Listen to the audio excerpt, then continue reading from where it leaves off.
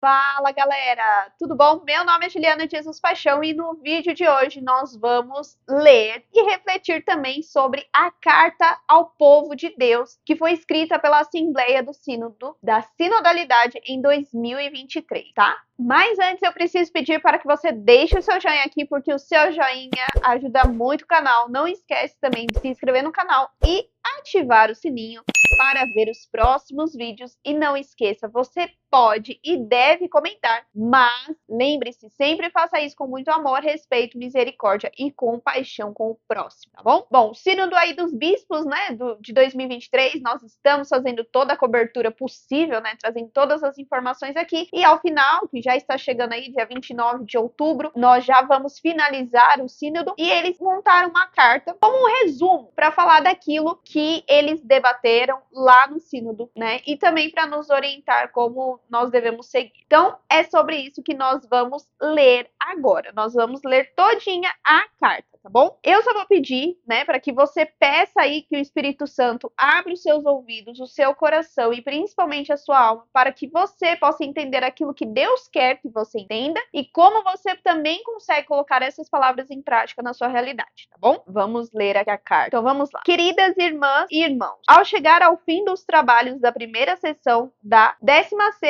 Assembleia Geral Ordinária do Sínodo dos Bispos, queremos com todos vós dar graças a Deus pela bela e rica experiência que tivemos. Vivemos este tempo abençoado em profunda comunhão com todos vós e fomos sustentados pelas vossas orações, trazendo convosco as vossas expectativas, os vossos questionamentos e também os vossos receios. Já passaram 2 anos desde que, a pedido do Papa Francisco, iniciamos um longo processo de escuta e discernimento, aberto a todo o povo de Deus, sem excluir ninguém para, entre aspas, caminhar junto, sob a guia do Espírito Santo, discípulos missionários no segmento de Jesus. A sessão que nos reuniu em Roma desde 30 de setembro foi um passo muito importante neste processo. Em muitos aspectos, foi uma experiência sem precedentes. Pela primeira vez, a convite do Papa Francisco, homens e mulheres foram convidados, em virtude do seu batismo, a sentarem-se à mesma mesa para participarem, não só nos debates, mas também nas votações desta Assembleia do Sínodo dos Bispos. Juntos, na complementariedade das nossas vocações, carismas e ministérios, escutamos intensamente a palavra de Deus e a experiência dos outros. Utilizando o método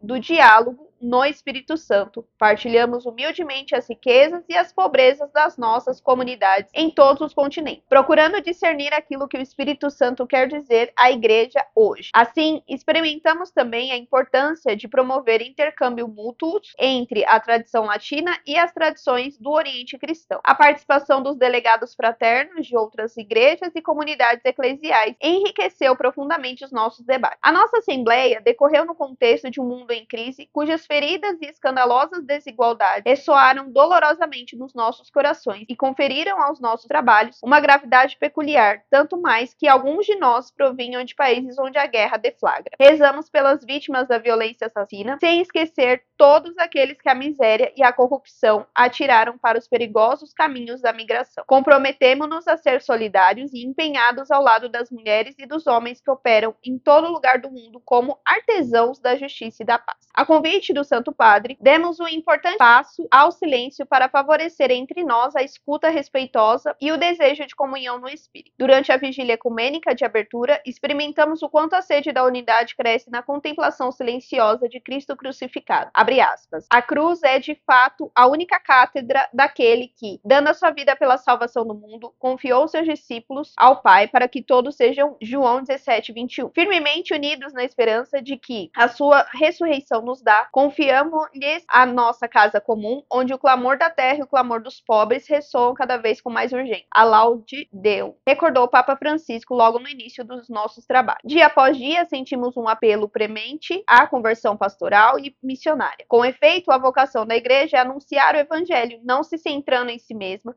mas pondo-se a serviço do amor infinito com o Deus que ama, com que Deus ama o mundo. João 3,16. Quando lhes perguntaram o que esperam da igreja por ocasião deste sínodo, alguns sem-abrigo que vivem perto da Praça de São Pedro responderam: amor. Este amor deve permanecer sempre ao coração ardente da igreja, o amor trinitário e eucarístico, como recordou o Papa evocando a mensagem de Santa Teresa do Menino Jesus a 15 de outubro, a meio de nossa Assembleia. É a confiança que nos dá a audácia e a liberdade interior que experimentamos, não hesitando em exprimir livre e humildemente as nossas convergências e as nossas diferenças, os nossos desejos e as nossas interrogações, livre e humildemente. E agora? Gostaríamos que os meses que nos separam da segunda sessão em outubro de 2024 permitam a todos participar concretamente no dinamismo da comunhão missionária indicado pela palavra sínodo. Não se trata de uma questão de ideologia, mas de uma experiência enraizada na tradição apostólica, como o Papa reiterou no início deste processo. Comunhão e missão correm a risco de permanecer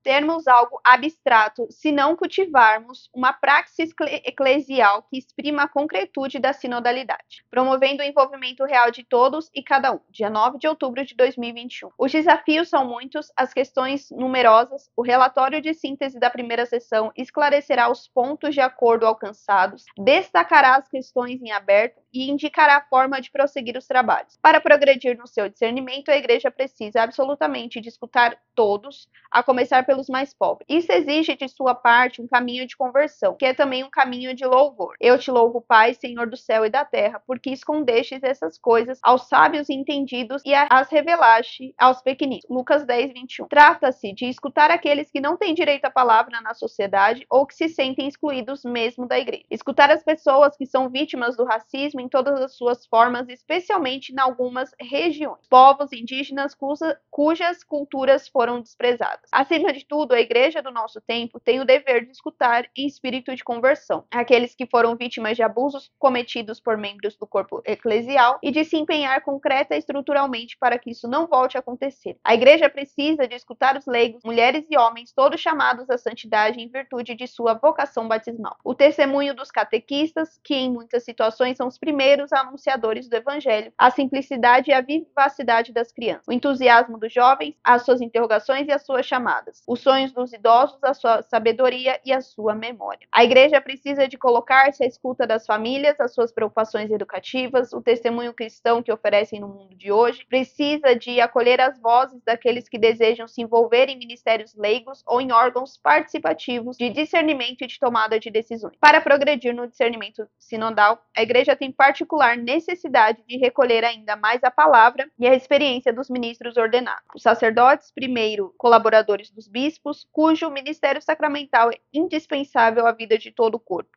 Os diáconos, que com o seu ministério significam a solicitude de toda a igreja ao serviço dos mais vulneráveis, deve também deixar-se interpelar pela voz profética da vida consagrada, sentinela vigilante dos apelos do Espírito. Precisa ainda de estar atento a todos aqueles que não partilham a sua fé, mas que procuram a verdade e nos quais o Espírito, que a todos dá a possibilidade de se associarem a este mistério pascal por um modo só de Deus conhecido. A Gaudium et Spes 22. Também esta presente e atua. O mundo em que vivemos e que somos chamados a amar e a servir, mesmo nas suas contradições, exige da igreja o reforço das sinergias em todos os âmbitos da sua missão. É precisamente o caminho da sinodalidade que Deus espera da igreja no terceiro milênio, disse o Papa Francisco no dia 17 de outubro de 2015. Não tenhamos medo de responder a este apelo. A Virgem Maria, a primeira no caminho, nos acompanha em nossa peregrinação, nas alegrias e nas fadigas. Ela mostra-nos o seu Filho, que nos convida à confiança. É ele, Jesus, a nossa única esperança. Cidade do Vaticano, dia 25 de outubro de 2023. Bom, gente, essa é a carta aí bem longa, né? Tem uns 9 parágrafos, mais ou menos. Então, eu vou tentar refletir aqui de forma bem breve, porque depois também eu quero ler nos comentários. Então, vou fazer de duas formas, tá bom? Eu vou refletir alguns pontos que eu notei, né? Que me tocou em relação a essa carta. E também eu vou fazer meio que uma parte 2, né? Aqui dentro do vídeo, falando sobre algumas questões que eu vi de outros lugares, de outros perfis, em comentários. E que também colocaram nos comentários aqui e que já me mandaram, tá bom? Então, vamos lá. O primeiro ponto que eu observei aí é que nós não vimos nada do que foi levantado antes e durante para quem estava fora do sínodo, né? Ou seja, a questão de união homossexual, de celibato, de diaconato para as mulheres, celibato dos padres, enfim. E também foi algo que nós pudemos ver nas coletivas de imprensa que estão aí em português, então você pode também assistir lá no canal do Vatican News, onde que eles falaram e sempre afirmaram, né, que esses temas não é o foco central Inclusive, nas coletivas eles falaram isso, e também eles não falaram que isso vai ser permitido ou não vai ser permitido, mas que nos pontos, quando refletiram, foi apenas as questões pastorais de como lidar com essas situações. Então, o que a gente pode ver tanto na coletiva quanto nessa carta foi a grande vontade e disponibilidade em ouvir o que acontece neste primeiro sínodo, né, nessa primeira fase deste sínodo, porque a segunda é só no ano que vem, foi a disponibilidade em ouvir os problemas e como as pessoas vivem e também, diante dos problemas, trazer algumas soluções, né? Alguns pontos eles já traçaram aí em relação à reflexão, mas provavelmente as soluções só vão vir em 2024 mesmo, porque muitos afirmaram, né, inclusive aqueles que testemunharam nas coletivas, exatamente o que está na carta, tá bom? Então, quem acompanhou a coletiva, quem também acompanhou o sínodo, estou falando das fontes primárias, sabe que não ia ser diferente o que eles iam colocar nessa carta. Então, a gente vê que não teve nenhuma polêmica que surgiu aí nos primeiros dias do sínodo, né? O que eu achei muito interessante foi como eles colocaram, não só durante o sínodo, mas também nessa carta, Jesus sendo o centro de tudo, né? Eles até citaram aí a parte da cruz sendo o centro aí de todo o diálogo. Também, se nós formos lembrar, no sínodo houve vigília, houve oração, houve missa, teve até adoração no dia 27 de outubro. E aí, inclusive, nesse trecho, eles até falam, né? Eles lembram a fala do Papa Francisco, que é o abre aspas aí, né?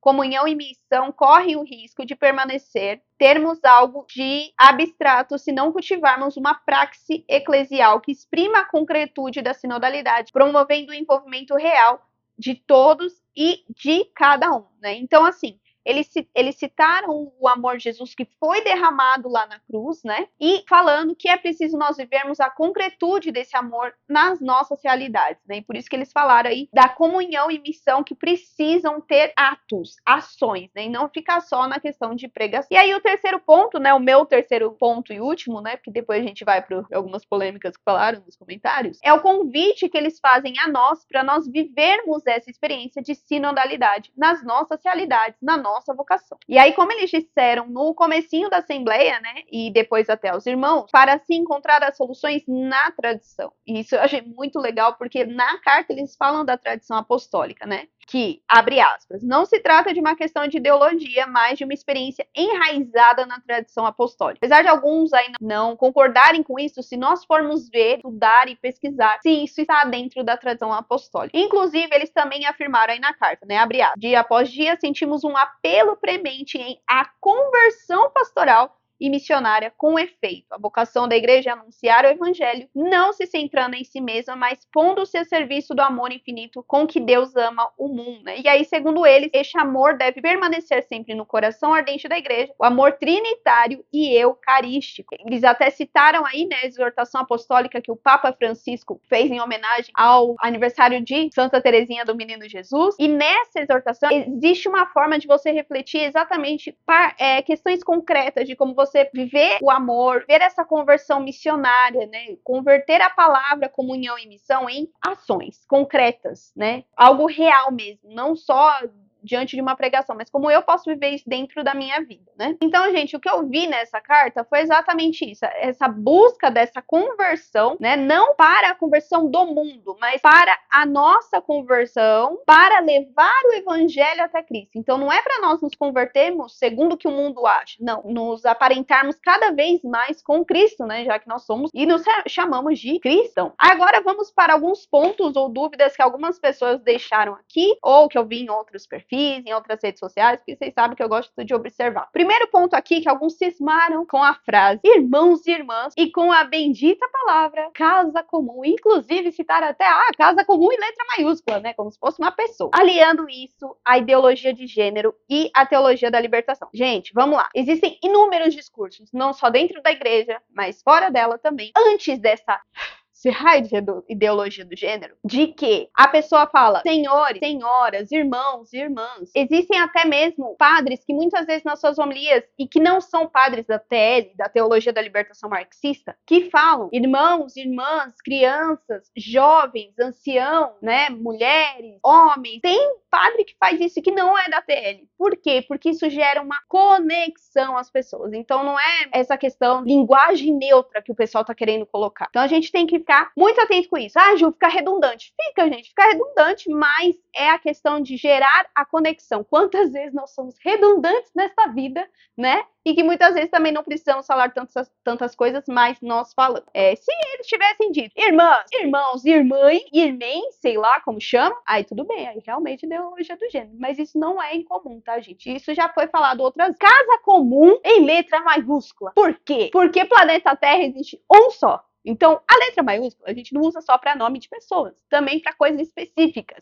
E o planeta Terra é o único planeta, até onde a gente sabe, né, que tem pessoas, né, civilização. Então é por isso que eles colocam. E também sempre lembrando que muito me admira as pessoas ficarem tão preocupadas com as exortações que o Papa Francisco faz sobre o meio ambiente, ou por eles falarem aí da casa comum, sendo que a Igreja Católica sempre falou sobre meio ambiente há muito tempo. Aliás, isso está inclusive na Bíblia, né, e no Catecismo. No Catecismo, pega lá do ponto 337, e especificamente o 339, que ele fala do cuidado que o homem tem que ter com a casa, com aquilo que Deus nos deu, né? Um dos bens mais preciosos que Deus nos deu, e nós, infelizmente, estamos sendo negligentes com isso. Aí vamos para o segundo ponto, né? Que alguns falaram, inclusive. Ah, esse sínodo é dos bispos, não pode ter leigo, né? Gente, essa afirmação, ela é extremamente simplista, muito simplista, porque a igreja, ela reconhece o valor dos leigos. A vocação laical, laicato, nós tivemos um ano dedicado ao laicato. Inclusive, no documento da Lumen Gentium, número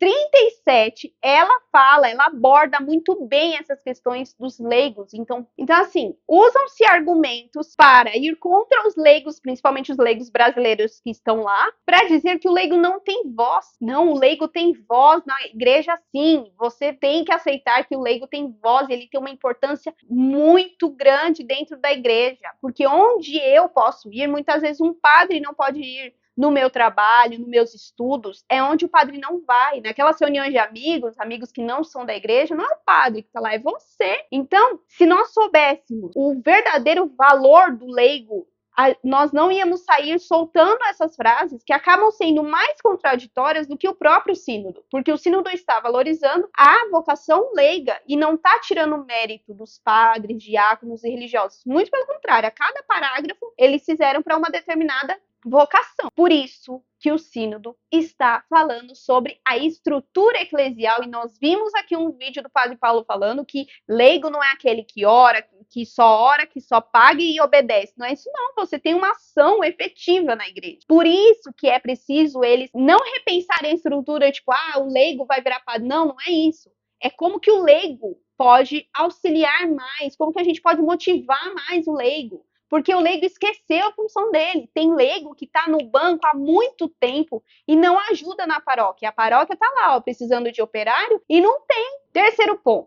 Mas falaram, né, que todo sínodo deve ser artesão da justiça e da paz. É TL pura. Gente, de verdade, as pessoas querem combater a TL, parecem que são mais taradas pela TL do que os próprios caras da TL. Porque assim, Jesus não falou sobre justiça e paz, ele não veio trazer a justiça e a paz, sabendo que ele também seria causa de contradição e queda para muitos que não acreditassem nele. Ele veio trazer a justiça e a paz, não a justiça e a paz do mundo, ou conforme o mundo acha, mas a justiça e a paz conforme a vontade de Deus. Então, não é errado o que eles falaram. Como que nós vivemos a justiça e a paz? Amando o próximo, não roubando, não tratando mal o próximo, de formas concretas. O que um artesão faz? Ele pega todos aqueles materiais e ele transforma em arte. O próprio nome já diz, ele transforma em arte daquilo em uma beleza.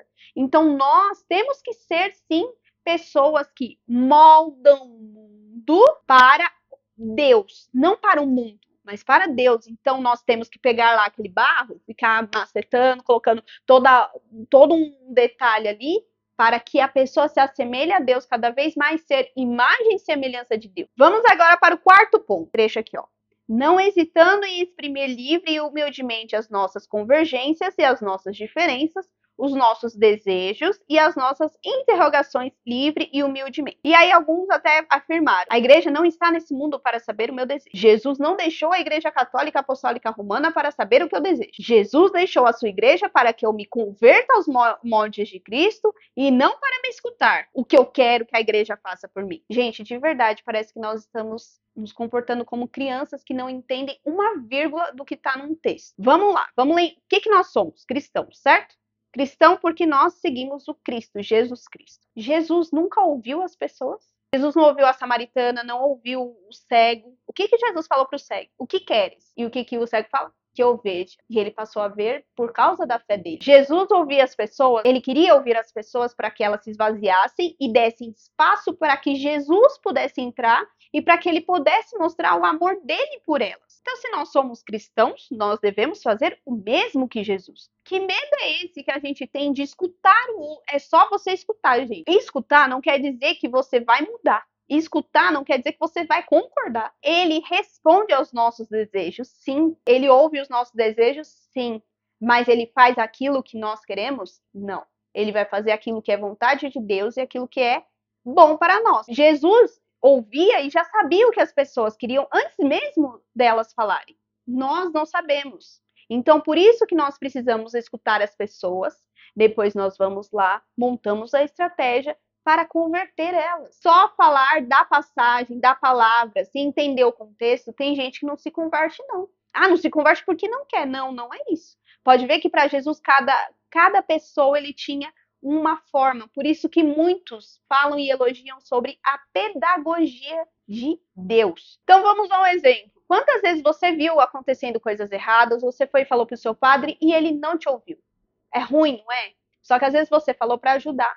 Então, por isso que a igreja precisa ouvir as pessoas que estão lá, porque o padre não está em todas as pastorais, o bispo não está em todas as paróquias para saber. Você é os olhos e os ouvidos dele. Você precisa ir e falar para ele. Por isso que o bispo tem que escutar. Ele não vai adivinhar, não, o que está acontecendo ou não. Vamos para o penúltimo ponto. Alguns afirmaram que o sínodo não pode ser do Espírito Santo, porque o Espírito Santo diz que a relação homossexual é pecado. Então, se eles propõem no sínodo a bênção da união dos homossexuais, gente, onde está que foi proposto a bênção da união dos homossexuais no sínodo? Foi proposto alguma coisa? Não. Já saiu o relatório da síntese? Não. Então, por que raios que as pessoas estão falando isso? Porque elas estão se baseando na dúvida que o Papa respondeu, sendo que o próprio Papa falou que o casamento, o matrimônio, é entre homem e mulher e que bênçãos como essa podem causar confusão entre as pessoas. O que foi dito nas coletivas, o que foi dito pelo Papa Francisco este tema não é o foco deste sínodo, eles debateram outros temas, e que o Papa Francisco falou foi acolhimento da pessoa, não do pecado. As pessoas esquecem de ver esse lado. Pessoa, preciso mostrar para ela. Só que tem pessoas que não estão enxergando. Assim como tem pessoas que não enxergam as coisas boas que o Papa Francisco faz. Gente, de verdade, se não fosse guiado pelo Espírito Santo, não teria rosário, não teria oração, não teria momento de silêncio, não teria adoração que teve no dia 27 de outubro, não teria uma vigília, não teria todo este clima que é da Igreja Católica. Quando você assiste, você fala, não, essa igreja é católica mesmo. Quando você vê a missa, eles falaram da Eucaristia, eles viveram a Eucaristia, eles visitaram lá as catacumbas, que nós já falamos aqui. Eles têm demonstrado muito que eles estão abertos ao Espírito Santo. E você? Você está aberto ao Espírito Santo?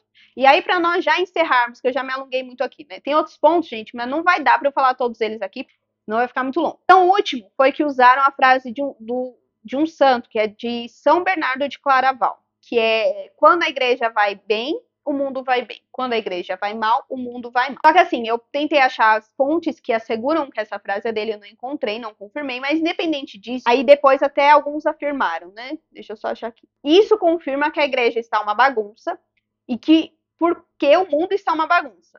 Isso é a consequência de uma fé fraca, de uma fé que não tem mais convicção, de uma fé que não é baseada mais na tradição, só no amor, tudo de bom, que não existe pecado e não sei o quê. Eis o ponto.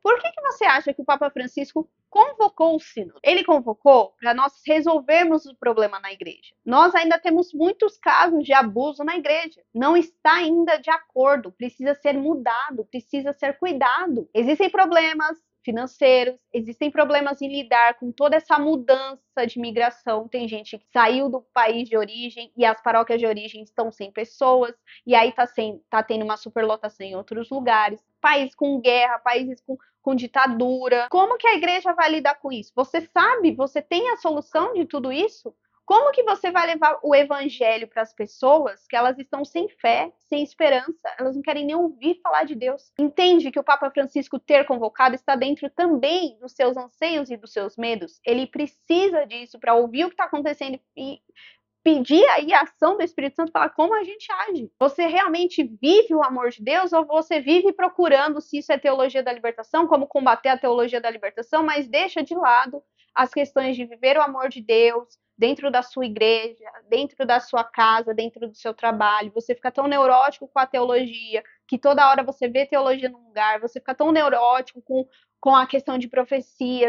Como você está vivendo sua fé? Coisas que muitas vezes nos desviam e nos afastam daquilo que realmente é Deus. E eu não estou dizendo que isso não existe, isso existe. Mas talvez o seu foco não está em quem deve estar, que é isso que a carta fala. Jesus ser o centro da nossa vida. Então, gente, resumindo neste vídeo longo, tudo que falaram aí durante esses dias, esse mês, na carta ao povo de Deus, não tem nada. Vão falar para você que tem por causa da casa comum, desses trechos aí que eu falei, do irmãos e irmãs, vão falar muitas coisas. Mas leia você. Inclusive, na comunidade, eu deixei o link e falei para as pessoas, leiam e reflitam vocês antes que as análises comecem. Porque, de verdade, a gente só teve ali orientação de como nós podemos viver bem dentro da igreja. E, é um despertar, tipo, acorda pra vida, vamos, igreja em saída. Papa Francisco pediu isso lá no começo de papado dele. Vamos sair, as pessoas precisam de você. É isso. Me diz aqui nos comentários o que você achou, o que Deus colocou no seu coração. Se você quiser compartilhar também onde Deus te pede para mudar, para se converter, deixa aqui nos comentários. Mas lembre-se de fazer isso com muito amor, respeito, misericórdia, compaixão com o próximo. Não esquece também de deixar o seu joinha aqui, tá bom? Porque o seu joinha vai ajudar esse vídeo a chegar para mais pessoas. Não esquece também de se inscrever no canal e ativar o sininho. E vamos pedir aí para que o Espírito Santo de Deus nos conduza durante todo esse tempo e também todos os participantes do Sínodo até a próxima sessão, né? Então é isso, até o próximo vídeo. Tchau!